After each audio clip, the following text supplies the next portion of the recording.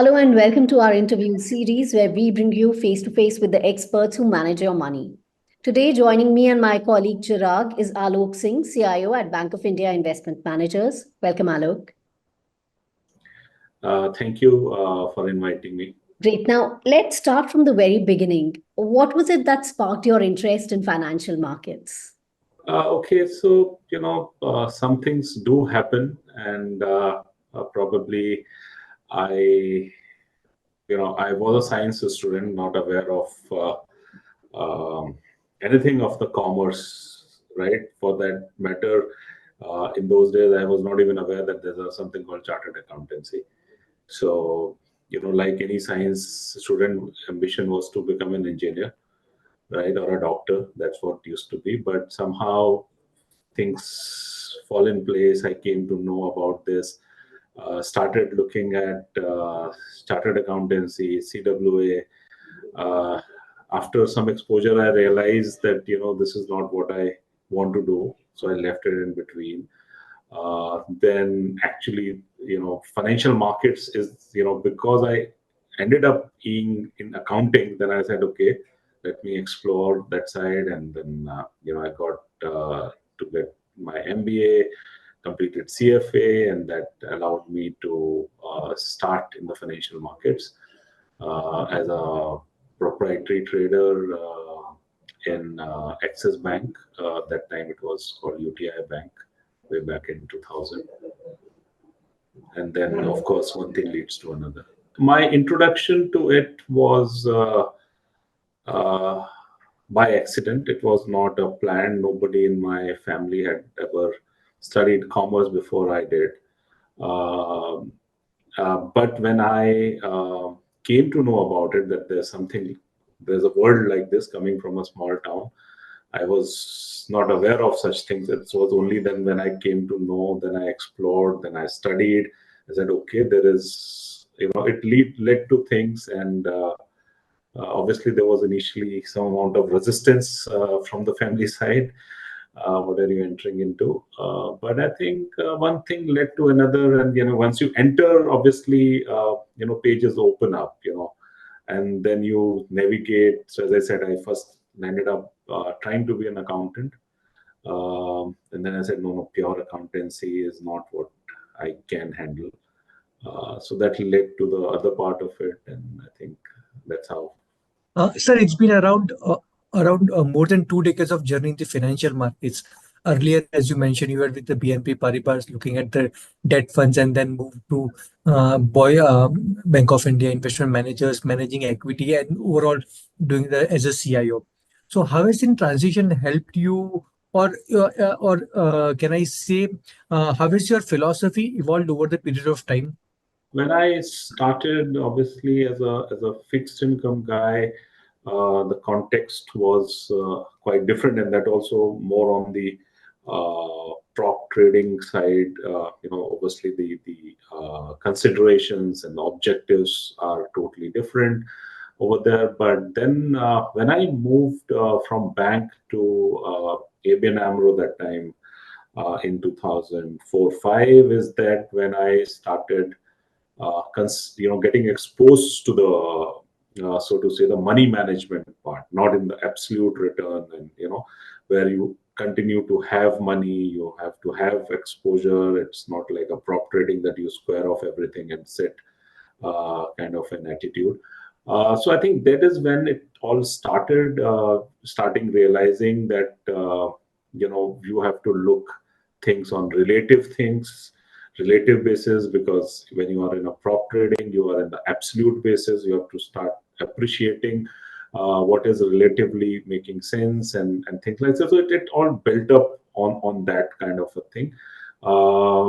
And then subsequently, I got opportunities to, from being a part of the team to start heading the team. So in 2007-8, I started heading the fixed income desk. And with that part was structured credit also. So, that gave me a flavor of very near to equity, right? So doing structured credit, and that is what probably was a stepping stone to move towards that. And then when I moved to this organization in 2012, that time it was very tiny, but obviously it had a lot of promise. Got to manage some of the hybrid funds at that point in time, and subsequently built on that and started managing full-scale funds, became the complete CIO in 2015-16. I think that's been so it has built brick by brick. Luckily for me, I continue to got exposed to the right kind of thing which is required for me to look forward. And I think that has helped in developing the perspectives. All right. So regarding managing equity portfolios, so if you could share with us what's been your core approach and how do you navigate different market conditions and sectors? So what I see, as I was trained initially from the fixed income side, so something like IRR and cash flows are very important, right? So I think if I use the same principle, I've been using it. So the IRR got replaced with ROEs and cash flows remain same.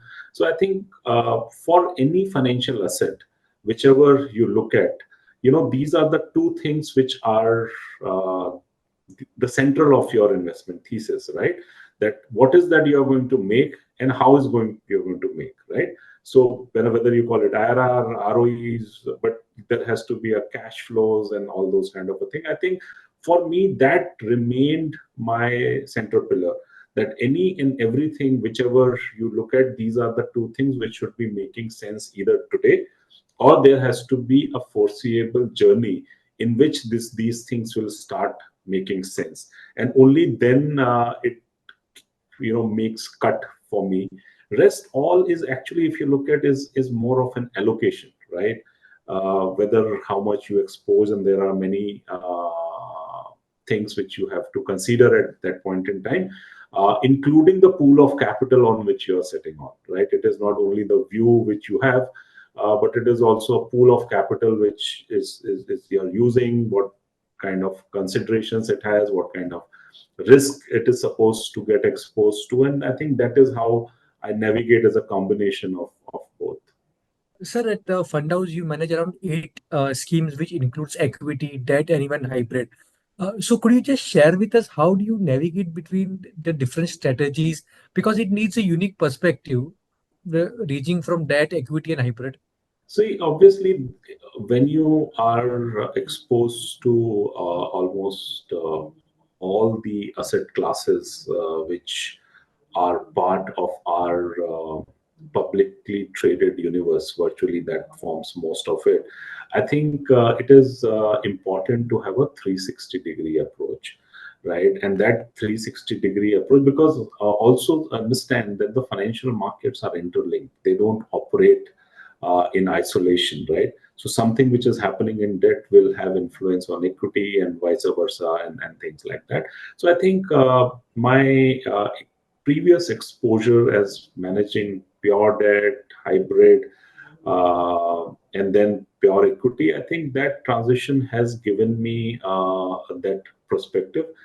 Now, over the period of time, I think what has happened is something which you have been doing, it becomes part of your life. So, for example, macros still are important to me, and that leads to a lot of top-down approaches in the equity universe also, right?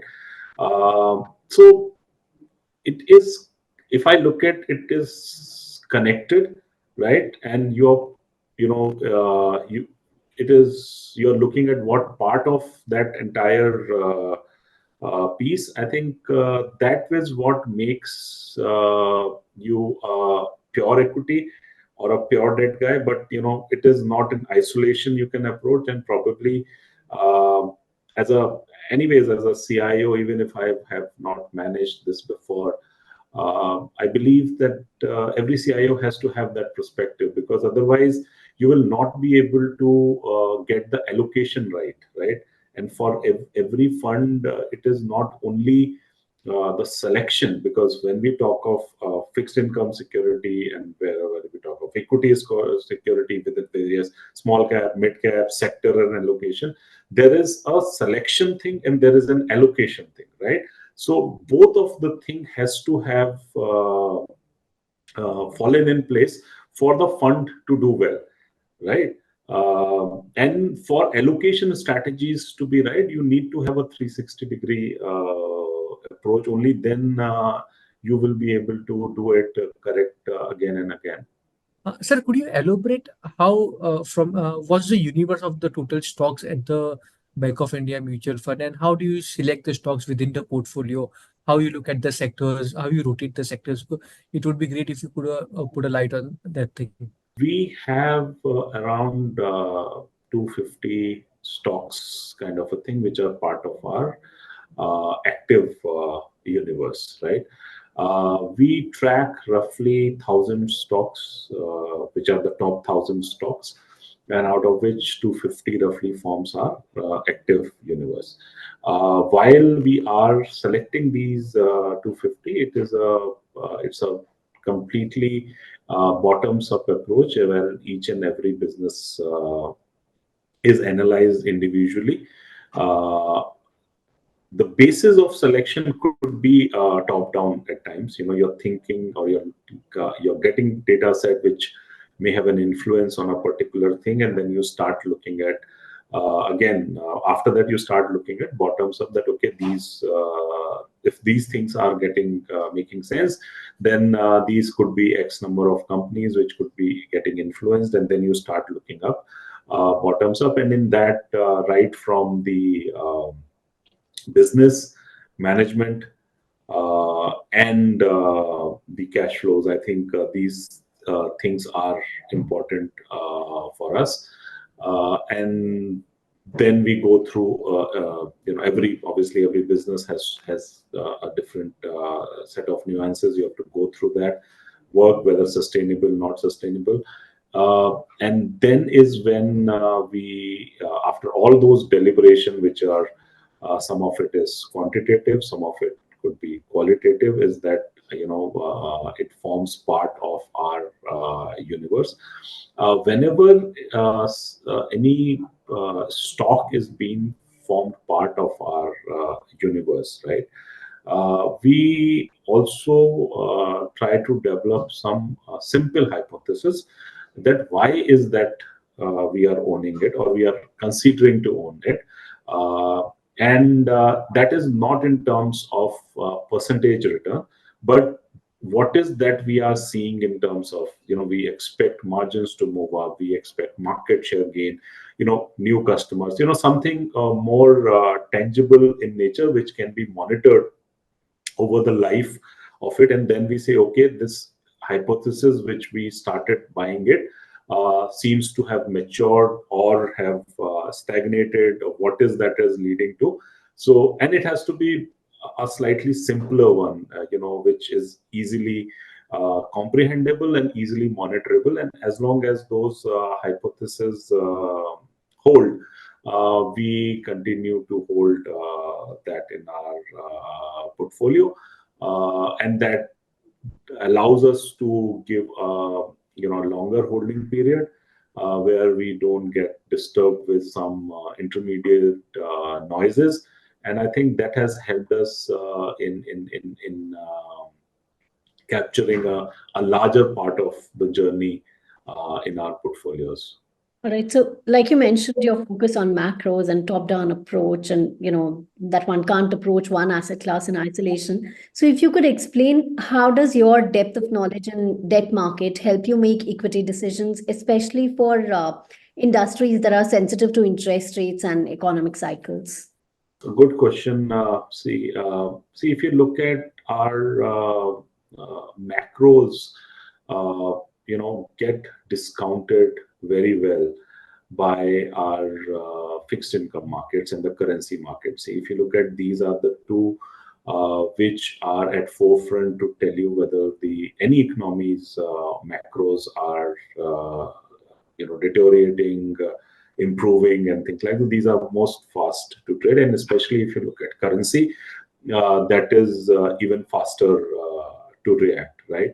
Now, if you look at these kind of things have implications across, but say, for example, the BFSI sector, which is more driven by in terms of their cost of funding. The RBI plays an important role in terms of their liability, the regulations and things like that.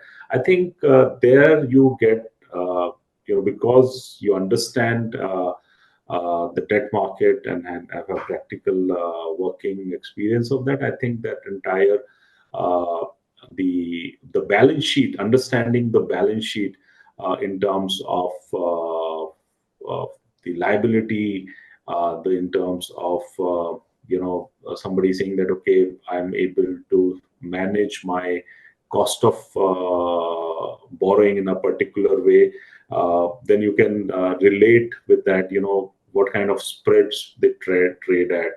That gives you a perspective. It's not like a conjunction which somebody makes that, oh, I will do it, but can it be this thing? And so I think the operating of debt market gives you a very good hang on terms of the entire rate sensitive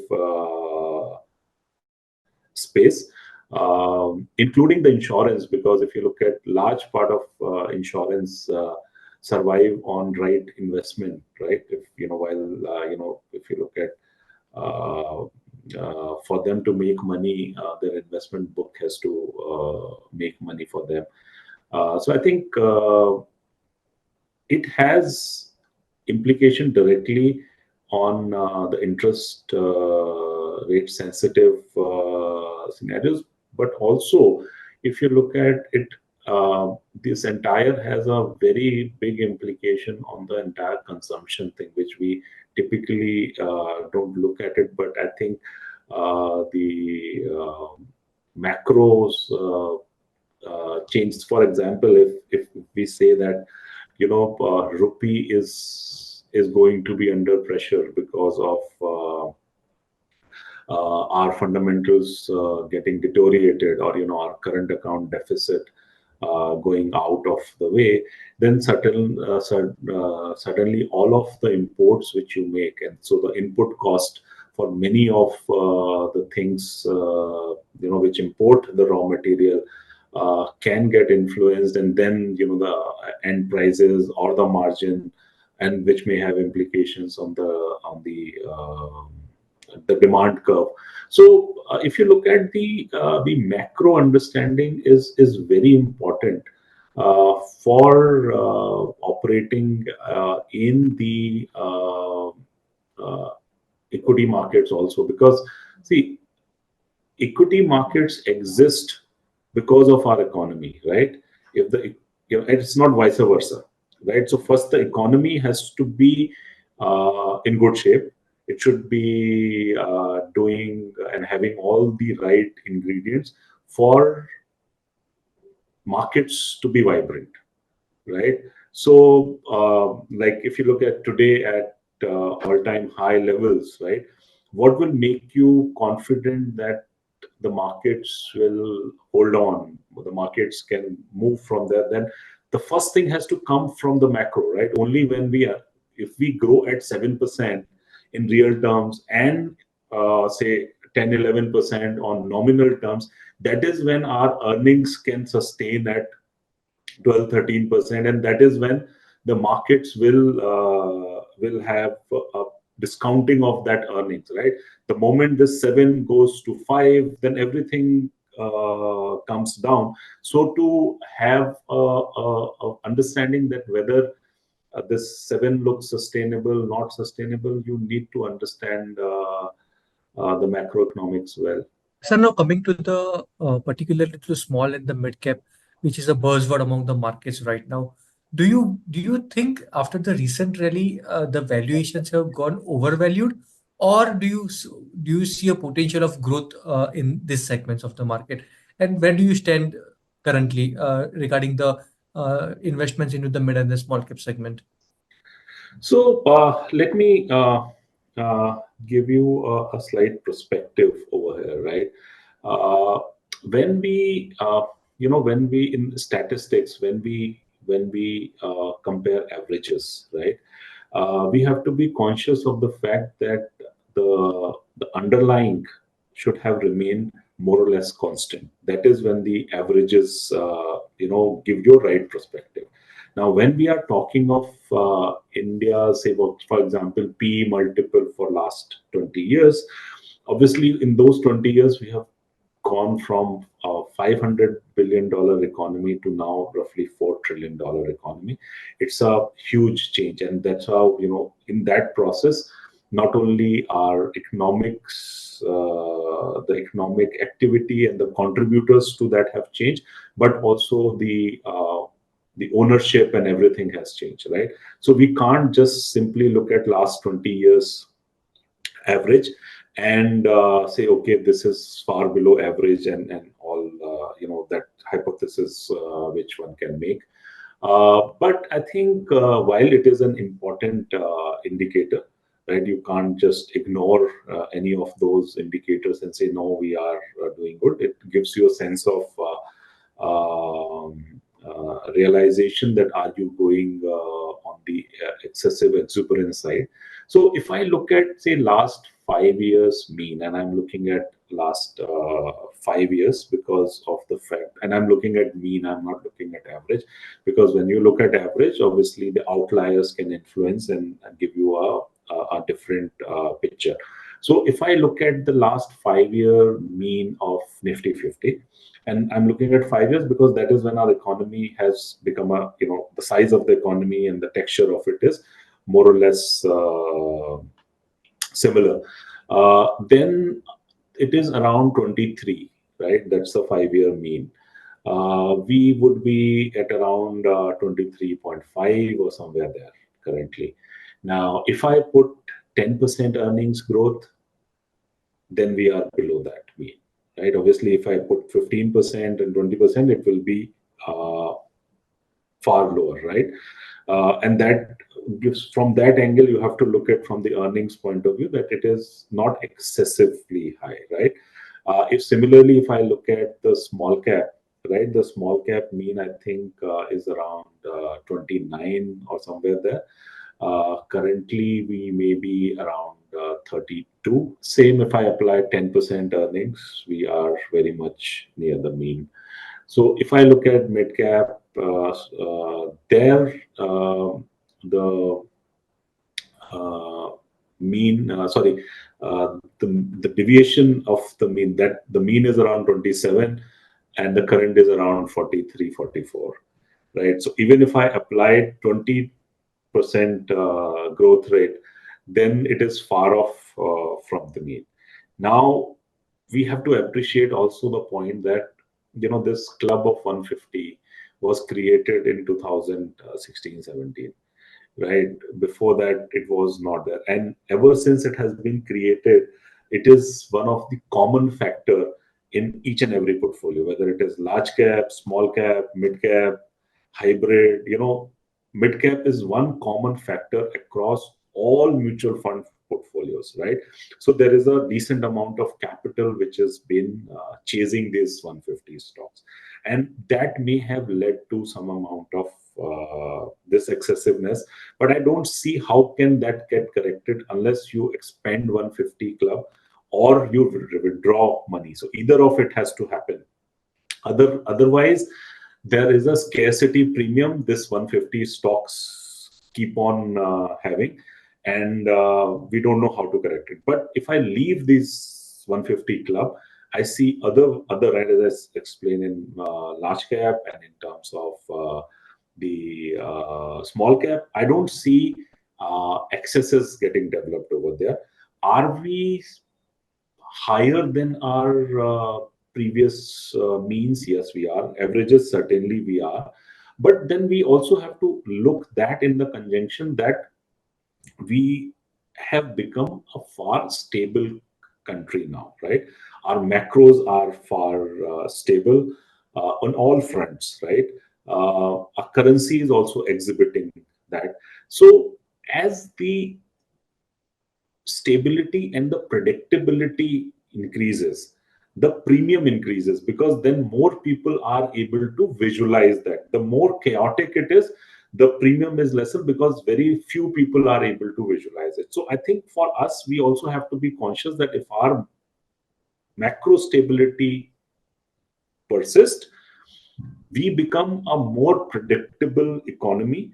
If the regulations and the laws and the policy does not do flip-flop, so the more stable we become in terms of the macroeconomics, policy making, we are going to have a premium, right? That's how, like, if and that's universal. So some premium, yes. Are we at excessive premium?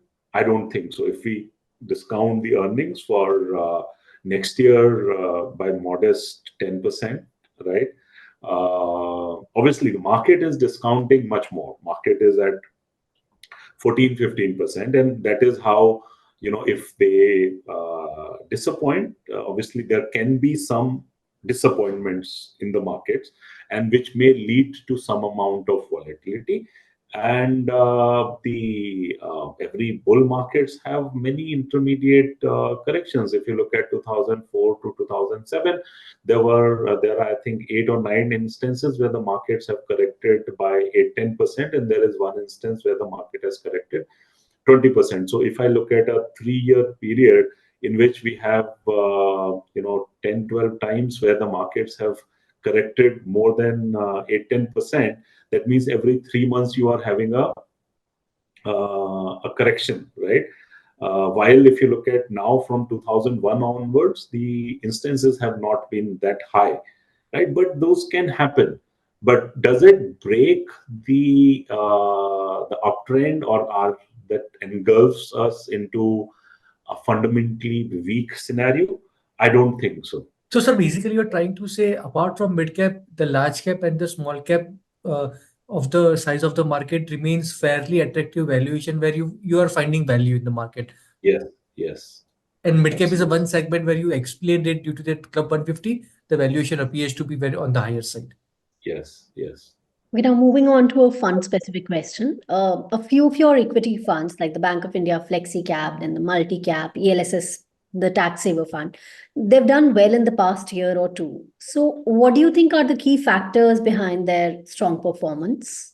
It is not last 1-2 years. If you look at our Flexi Cap is over 4 years old now, right?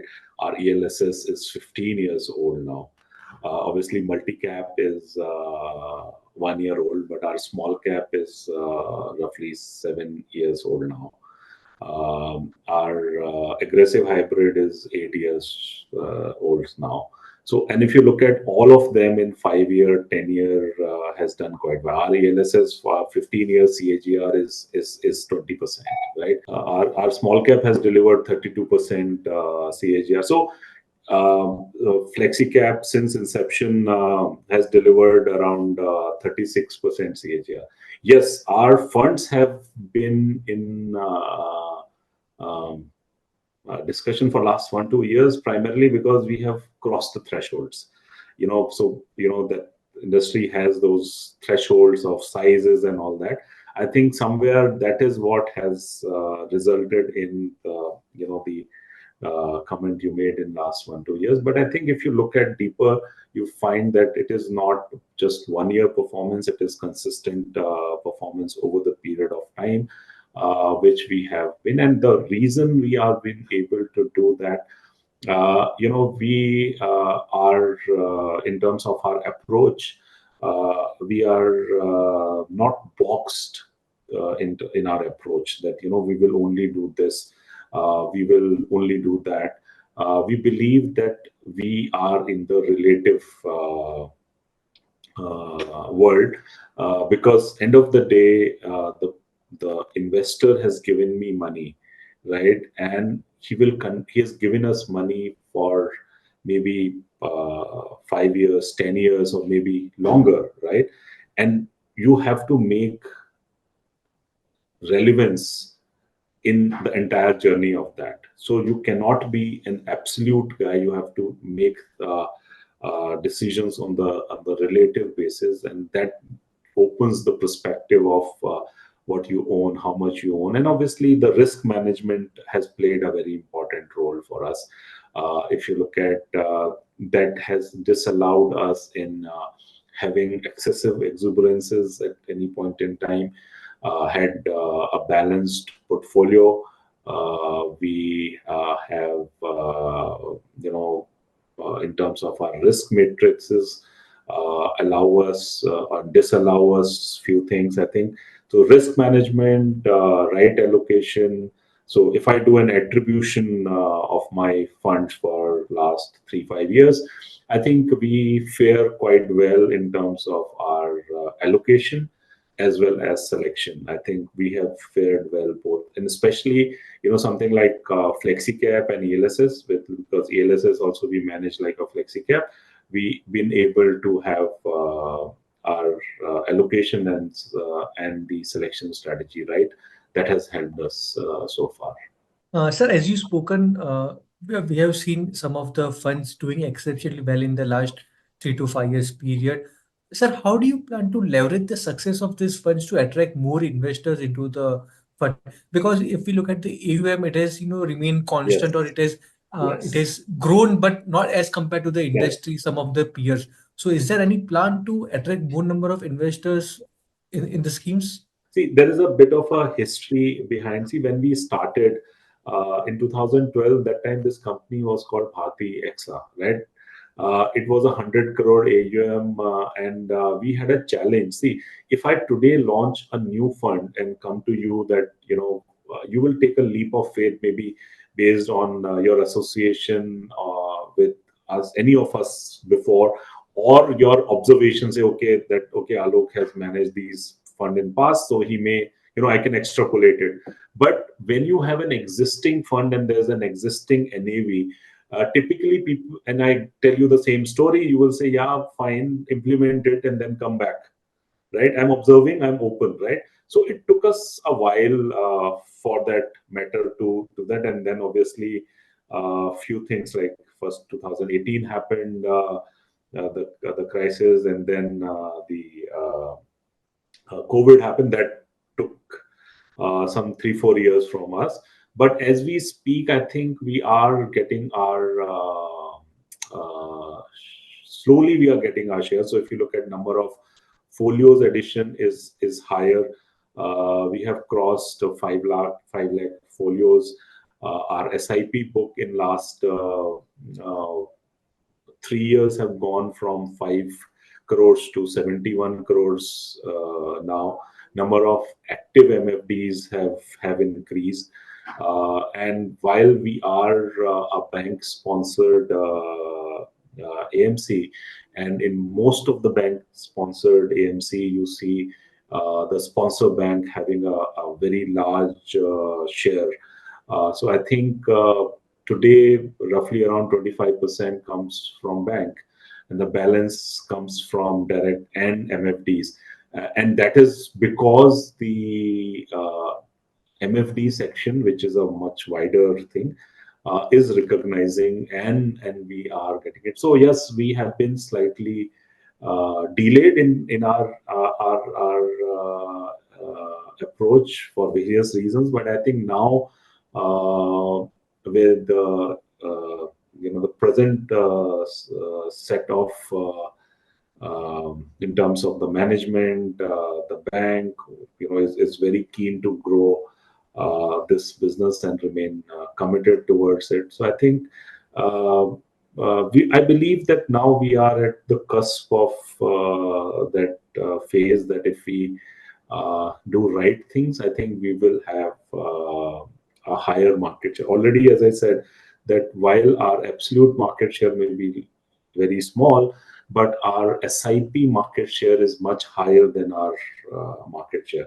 So that gives me a sense that yes, we are gaining market share. Having said that, markets have moved quite a lot. 10,000, 11,000 crore is a very small sum today. But I think we have now got our act right, and maybe next time we speak, we will have a much bigger number to share with you. Sir, I just want to put your light. How do you align your performance with the sales and the marketing efforts? See, if you look at in a world where the NAV get published every evening, right? So the first discussions happen from there itself, right?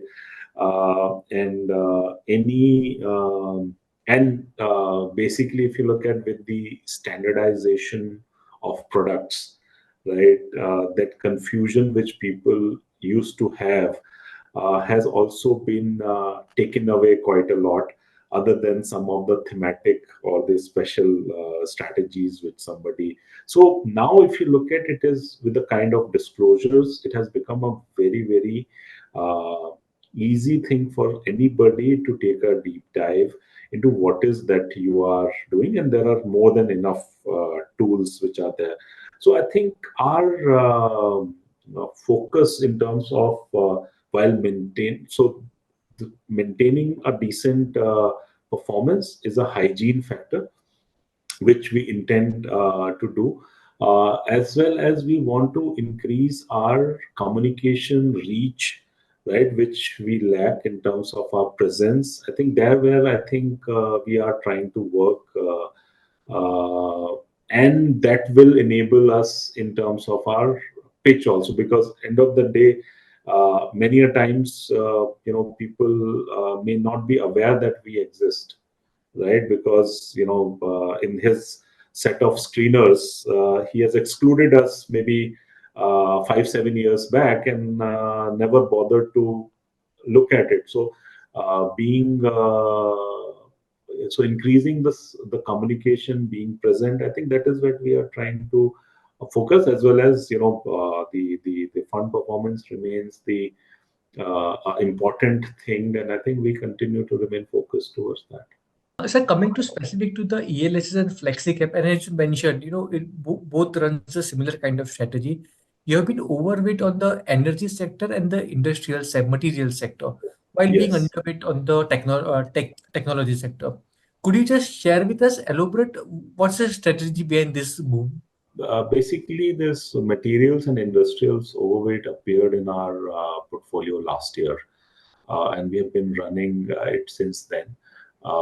And primarily because if you look at a lot of our growth was driven by the government, and which was leading to infra spend, and where is this these things get influenced. Obviously, some of them have been some of them are commodities and do get influenced by the global prices. But if you look at for some time, Indian government has been able to protect the domestic industry, and there is a focus towards use of more Indian-made products. I think that's where it fared well for us. It has done quite well. IT, the main reason was the growth, and some amount of the valuations which were factoring in a much higher growth. We believe that that is not possible, and that has hold true. While the IT has done well in last 4 months or so, that's primarily because they were able to protect the margins. The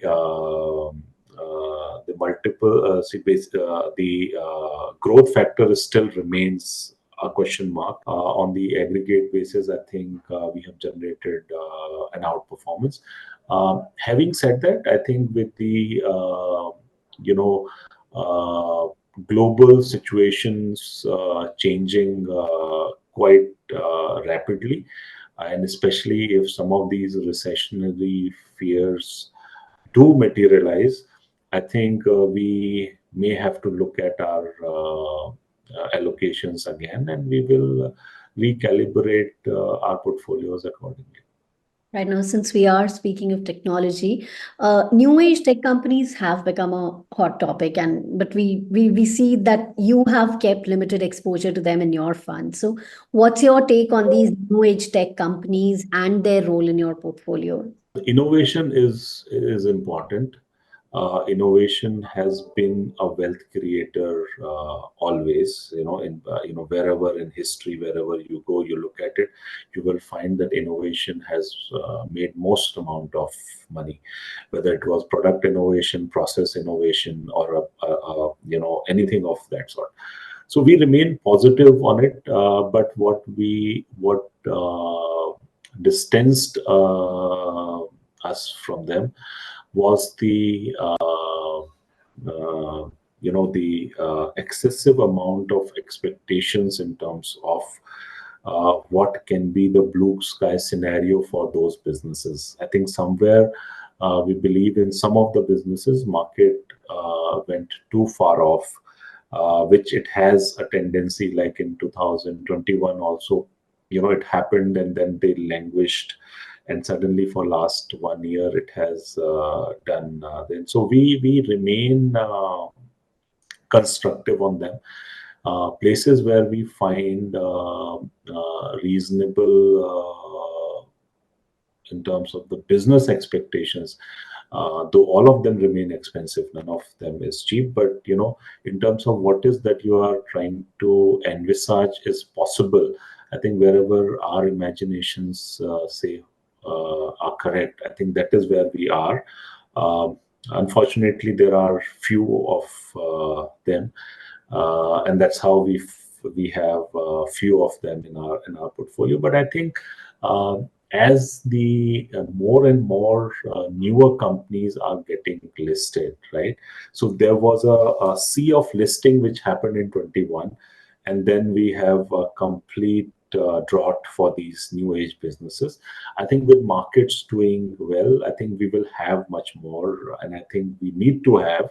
And I think we will look at with them. So we don't have anything against that. We will not buy, and we want to be classical cash flow guys. Yes, we have to be conscious of cash flow, but as I said, if it is not there, then we should have a thought that when it can be there, right? And when that happen, is it really very far off in time, or it is in a reasonable time? Because end of the day, whether it is equity or whether it is fixed income or any other thing, what you are doing, you are discounting future cash flows to arrive at today's price, right? Now, whatever discounting you use, whatever growth rate you predict, but that has to be there. You cannot be, while you may make some money in the near term, but they are not sustainable. I think that's where the thought process is, and we remain. So we don't want our portfolios to create trophy thing. We don't want optics that, oh, I hold this, because end of the day, I believe that investors have given us money to generate reasonable returns at a reasonable risk levels. I think that remains our thought, and we try to do anything which gives us reasonable returns at a reasonable risk. I think there where we evaluate, look, everything. All right. Well, with that, it's time for us to wrap up this chat. Thank you, Alok, for taking the time and speaking with us. It was nice speaking to you. Thank you. Thank you very much. Thank you for inviting me for this discussions. Thank you. Thank you, sir. Thank you.